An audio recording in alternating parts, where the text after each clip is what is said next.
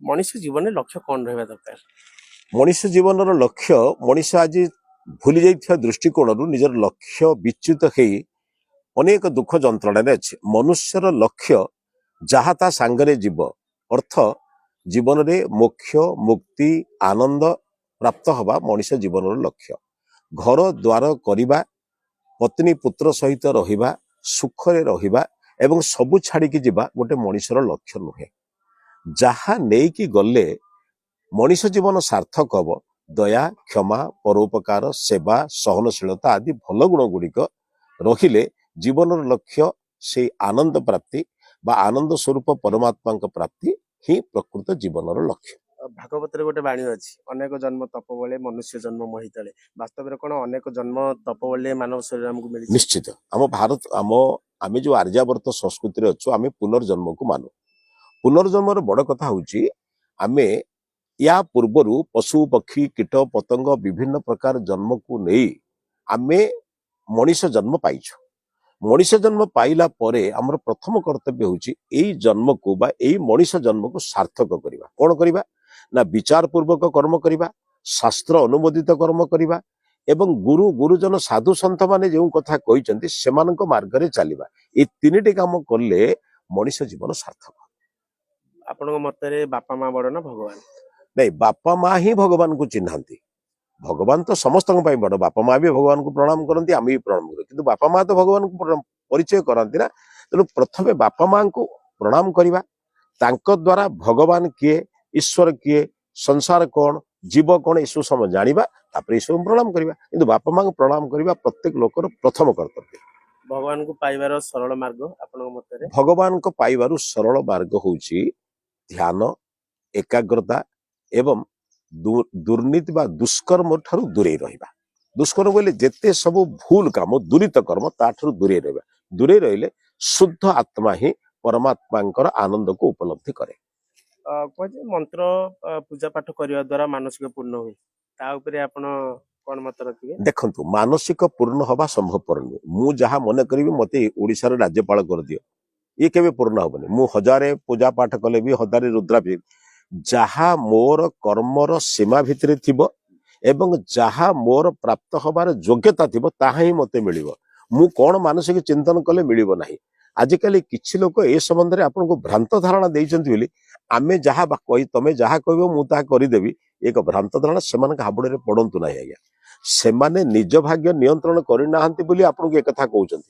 आपण केबे गोटे विपरीत प्रश्न पचारिचंती कि भाई तमे तो जदि तम कामना पूर्ण करिथांत ताले आम सहित किछि काम न थांता। तेनु भलरे बुझिबे मनस्कामना पूर्ण करिबा पई कठिन परिश्रम दरकार, ईश्वर उपासना दरकार, पितामातांकर आदेश पालन करिया दरकार एवं नीति नियम पूर्वक जीवन यापन करिबा दरकार।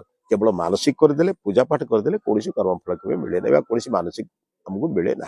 आम देखुचे नित्यदिन जीवन रे अनेक लोग कहउचंती मंगलवार ए ठाकुर को पूजा कर से फूल कर एटा पिंद सेटा पिंद वास्तव में तार आवश्यकता रही छै ना नहीं?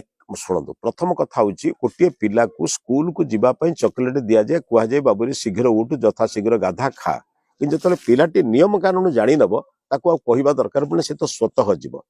प्रथमे पिला मानू काले मानव ना कहला आमिष खाइबा उचित नुहे मल खाइबा उचित नुहे किंतु से लोक जदि भविष्य में ज्ञान रे बुझी नब मंगलवार गुरुवार रविवार खाइले ठीक न खाइले ठीक आउ 4 दिन खाइले ठीक तमें से कौन कला तमें धर्मटा को अधर्म रे परिणत कला।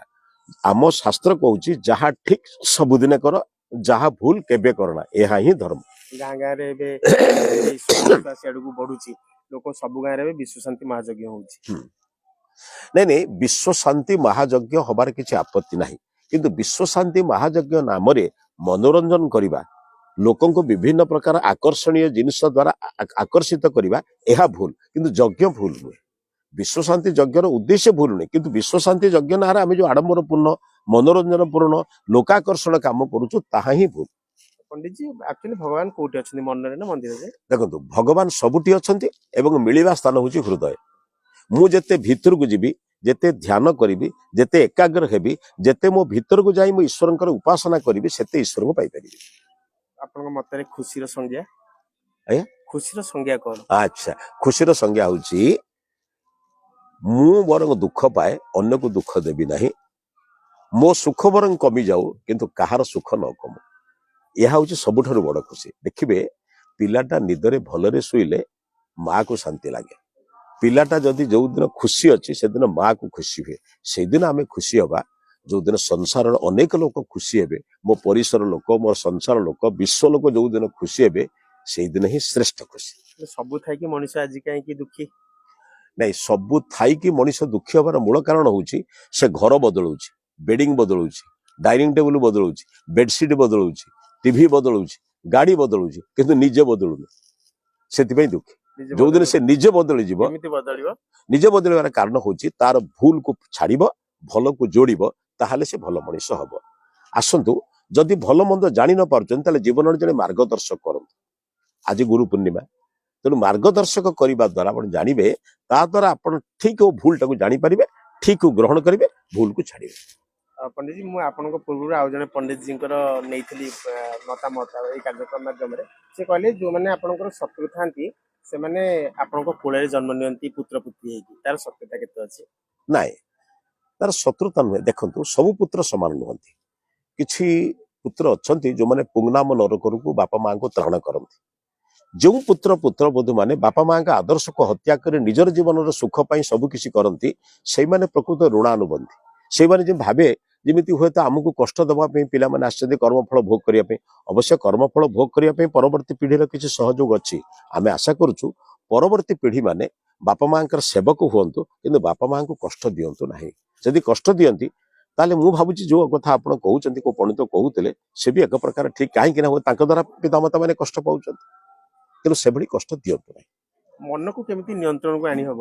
କାରଣ ମନକୁ ବର୍ତ୍ତମାନ ସମସ୍ତେ ବିଚଳିତ କରୁଛନ୍ତି, ଯୋଉଥିପାଇଁ ଯୁବପିଢି ଆଜି ଦେଖନ୍ତୁ, ମନ ସ୍ୱୟଂ ବିଚଳିତ ନୁହେଁ, ମନ ଗୋଟେ ଯନ୍ତ୍ର। ତାକୁ ଆମେ ବିଚଳିତ କରିବାର ମୂଳ ଉଦ୍ଦେଶ୍ୟ ହେଉଛି ଆମେ ମନରେ ଅନେକ କଥାକୁ ଭାବୁଛୁ। ସୁଖ ପ୍ରାପ୍ତି ହବା, ଚଞ୍ଚଳତା, ଆଖି ଦ୍ୱାରା, କାନ ଦ୍ୱାରା, ବାଣୀ ଦ୍ୱାରା, ଜିହ୍ବା ଦ୍ୱାରା ବିଭିନ୍ନ ପ୍ରକାର ଦ୍ରବ୍ୟକୁ ଗ୍ରହଣ କରି ମନ ତାକୁ ନେଇକି ମନ ଚଞ୍ଚଳ ଅଛି। ଆମେ କଣ କରିବା ନା ଶାନ୍ତି, ଶିଷ୍ଟତା, ସ୍ଥିରତା, ଧ୍ୟାନ ପୂର୍ବକ ବସିଲେ ଆମର ମନ ଶାନ୍ତ ହବ। ଜଣେ ମନୁଷ୍ୟ ଯେତେବେଳେ ପରିବାର ସହିତ ତାର ସବୁ ଆକର୍ଷଣ ତୁଟିଯାଏ, ମନରେ ବୈରାଗ୍ୟ ଆସେ, ନାଇଁ ମୁଁ ସବୁ କରିସାରିଛି, ଏବେ ଭଗବାନଙ୍କ ପାଖକୁ ଯିବା ଦରକାର। ଗୃହସ୍ଥ ବୈରାଗ୍ୟ ନା ନାଇଁ କୋଉ ଆଶ୍ରମରେ ଯାଇକି ବୈରାଗ୍ୟ ନୀତି ଅବଲମ୍ବନ କରିବା ଦରକାର? ଗୃହସ୍ଥରେ ରହିଲେ ବୈରାଗ୍ୟ ଆଜିକାଲି ହେବେନି। ଆମ ଶାସ୍ତ୍ର ତ କହୁଛି 51ରେ 51 ବା 50 ବର୍ଷ ପୁରୀ ଗଲେ ଏକା ବନକୁ ଯାଅ।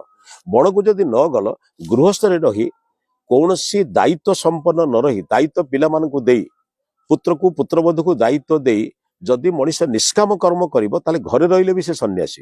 କିନ୍ତୁ ଘରେ ରହି ସବୁ କଥାର ମୁଣ୍ଡ ପୁରେଇଲେ ସେ ବୃଦ୍ଧ ସନ୍ନ୍ୟାସୀ ହେଲେ ବି ମଧ୍ୟ ଗୃହୀ। ତେଣୁ କଥା ହଉଛି ନିଷ୍କାମ କର୍ମ କରିବାର ଚେଷ୍ଟା କରନ୍ତୁ, ଦେଖିବେ ଯୋଉଠି ରହିଲେ ବି ଠିକ ହବ। ଆଶ୍ରମ ଗଲେ ସୁବିଧା କଣ ହୁଏ କି, ଆଶ୍ରମରେ ନିଷ୍କାମ କର୍ମ କରିବାର ସୁବିଧା ମିଳେ।